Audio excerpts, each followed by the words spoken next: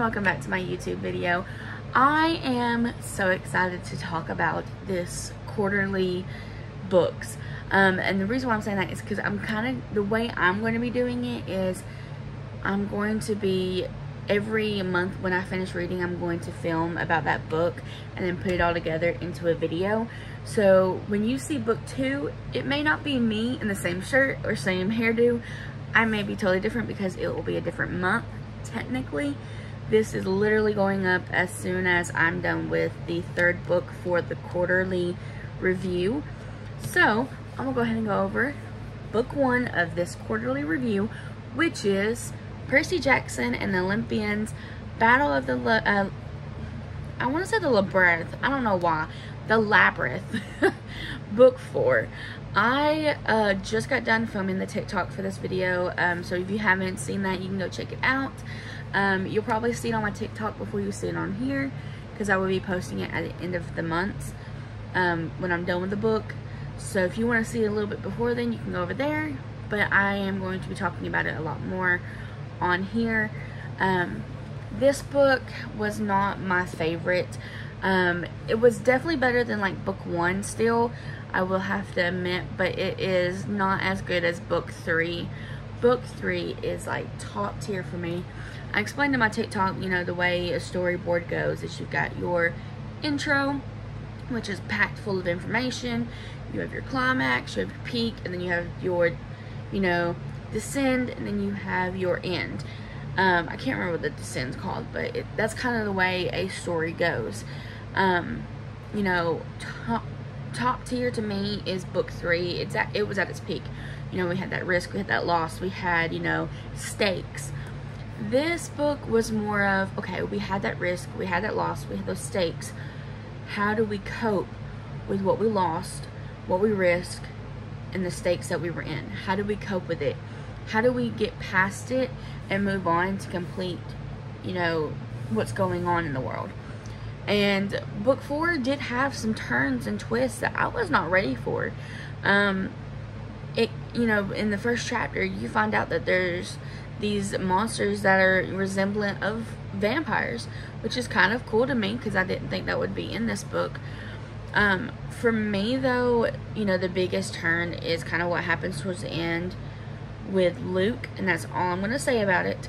I was not mentally prepared for that, and I think it kind of shook me to my core, because I was not ready for it. If you're going to read this book, you're not going to be ready for it. You know, I can warn you, be like, hey, you know, this is, something happens with Luke, but you're not going to be prepared for it. You're going to be like, oh, he's the evil guy, who cares?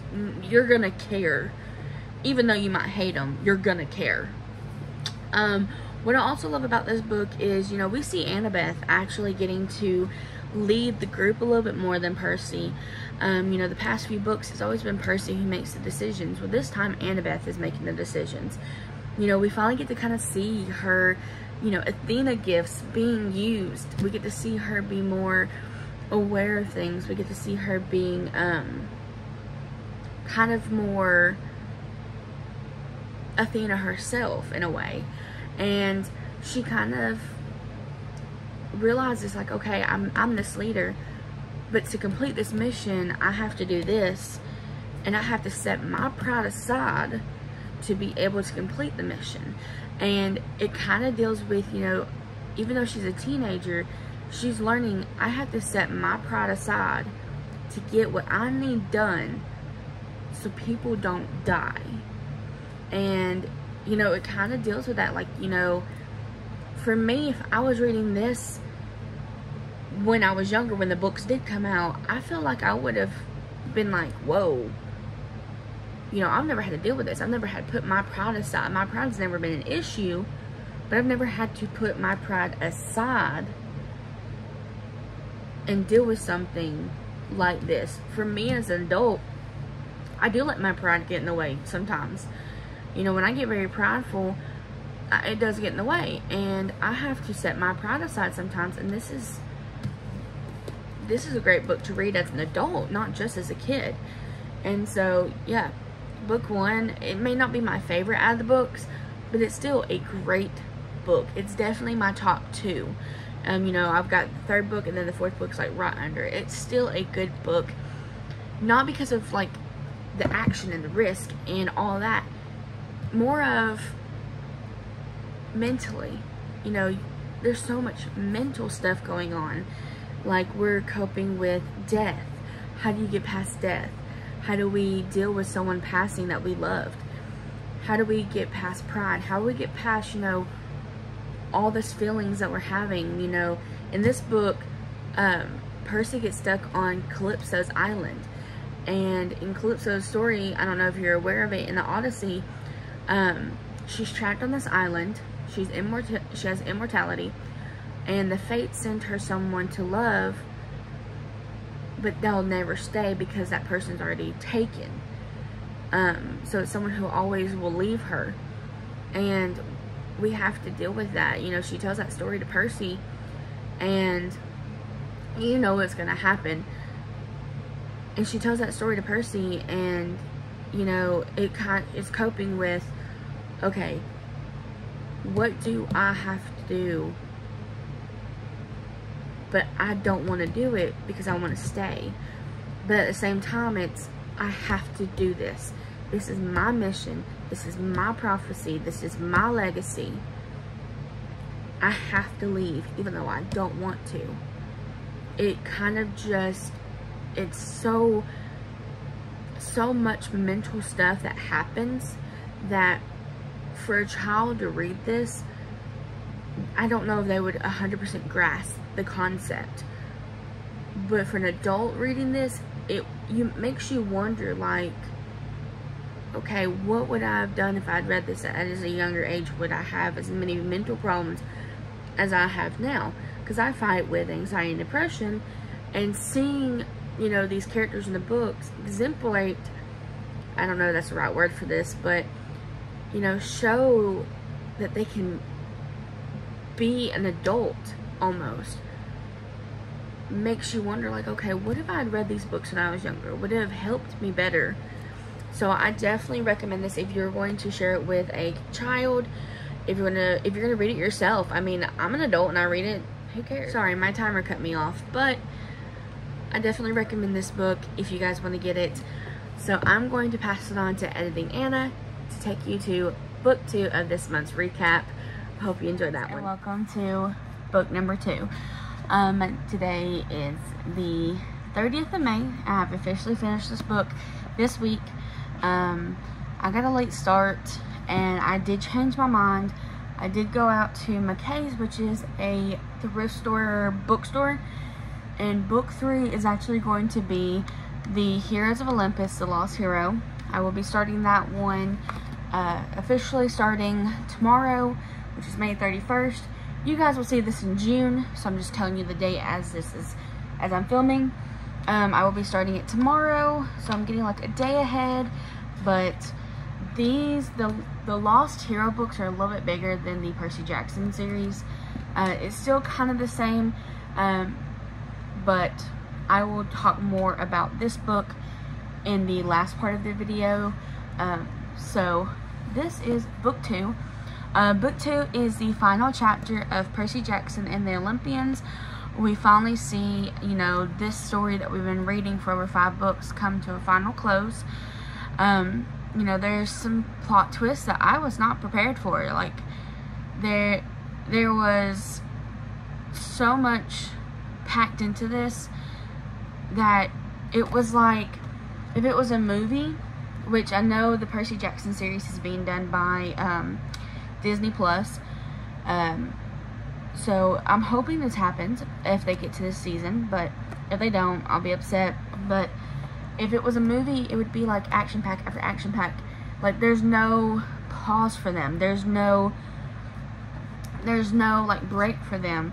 They may have like a few moments of rest, and then it's on to the next thing. Something else is happening, and it's very interesting to see this kind of play out for these, you know, kids. They're 16 years old. You know, when you think 16 years old, you're thinking, oh, I'm getting my driver's license. Now Percy Jackson is fighting a Titan, you know. So we're dealing with you know, finally coming to that end. We have some plot twists. There's final plot twist that kind of just brings everything together for you. You know, you ask yourself, how did this person know this information? How did this person get this information? And it kind of just smooths out all the edges and brings that story to that final, you know, end. The only thing that I did not like about this book, because this is, I said in my last video that book 3 was my favorite. Officially, book 5 is my favorite. I finally get to see the book ship of Percy and Annabeth, you know, finally hit that yes moment. Yes, please tell me you're together. Please show me you're together. And it does show you. I'm not going to tell you how, but oh, it's good. It's so cute. Like if I had to write the most romantic thing, that's what it was. It's so good, so good. The only thing I didn't like was the ending. It kind of left it open-ended. It didn't really come to a final close. I guess that was left that way because Rick, the author of this book, is actually adding on to this series. He added a couple books of where they go to college, and I haven't been able to find those. They're brand new. They came out just last year, so they just came out.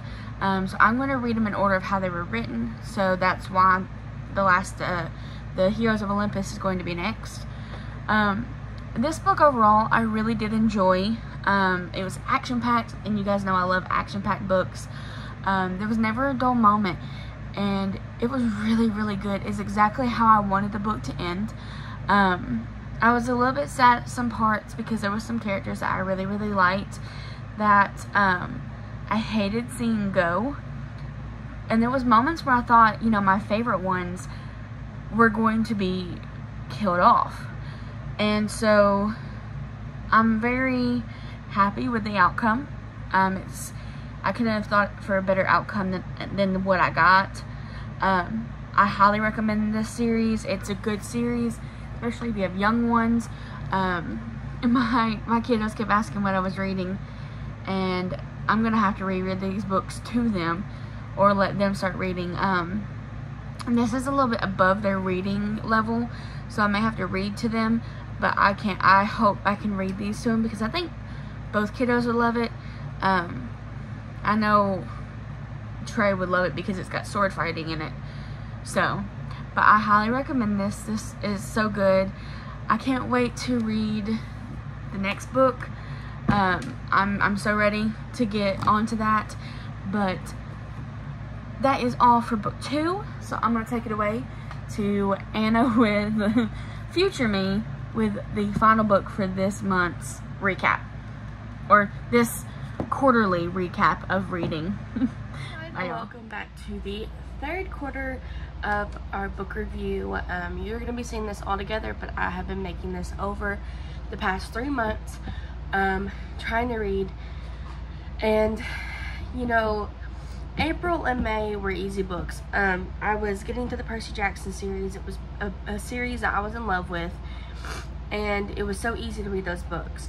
And so I decided I was going to get the next installment, which is the Heroes of Olympus, The Lost Hero, which is kind of the collection right after the Percy Jackson series. It takes place after where we left off in book 5. We're basically getting kind of what happens after the Titan War, what the Great Prophecy is, or the second Great Prophecy, because the first one was about Percy. This one's different. So we're learning about what the second Great Prophecy is about. And honestly, as you can see, I have not finished this. I am filming this in July. I'm filming this in July. Okay, today is July 3rd when I'm filming this. You guys will see this video this weekend. So, and I have not been able to get into this book. It has been so hard to get into this book. And usually I can push through and I can get through it, but this one has 56 chapters, which usually is never an issue for me. The way we kind of see this book is they break it up between 3 of the characters.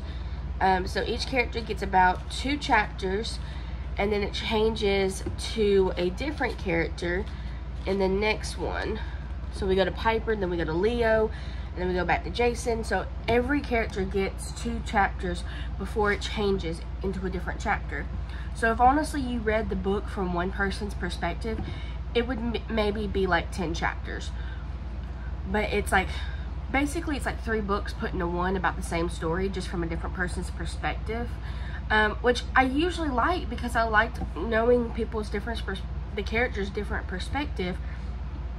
But in this one, it's kind of hard to get into. I do prefer to read from Piper's perspective, and I think it's kind of cool that I'm reading about a girl named Piper, and my kiddo's name is Piper, so I thought that was kind of cool. But I do like reading from her perspective, because it's more, it's, you know, going from Percy Jackson to this one, we're seeing it from a boy's perspective, and then now we're in a boy and girl, and then another boy's perspective. So we're following Jason, which I'm going to be honest with you guys, I called it from the first chapter. I was like, Jason is the son of so-and-so, Piper is the daughter of so-and-so, Leo is the son of so-and-so. Like, I called exactly who their godly parent was. Like, I called it from the get-go. I kind of figured what was going to happen. I could tell you who the monster was in the first chapter. And honestly, I could tell you, like, exactly pretty much what was going on. Like, I couldn't pinpoint exactly who's causing it, but I could probably tell you the plot of the story just from the first few minutes of the book. I just can't give you exact names on who it's about. But in this one, we find out that Percy is missing.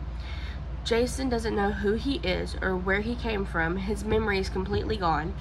Piper believes that she's dating Jason, but come to find out it's just the mist that, as of right now where I'm reading, they believe is the mist. And then Leo believes this is his best friend, Jason, but it could also be the mist. I'm still reading it. I'm going to try to power through it. As soon as I get done with it, I'm going to try to go to the second book of this series. If for some reason I just can't get through it, I'm going to try to finish this book and try to get through it. If I can't, I don't know what I'm going to do. I don't want to like fail my resolution. But I'm going to try to finish this, and if I get through it, depending on how I feel at the end of the book, I don't know if I'm going to go to the second book or if I'm going to do a different book. So as of right now, you guys won't know what the next chapter or the next update video is going to be on. But hey, maybe that just means you have to come back and watch and figure it out. But I hope you guys enjoyed this 3 months or this quarterly recap. If you guys like it, please give a big thumbs up. Hit that bell icon down below. Lets me know that you like these videos and you want to see more of them. And if you don't, tell me what you like seeing of mine, and I would love to give you the content you would love. I need my followers to tell me what you like. But as always, be true, be you. I'll see you in the next video. Bye bye.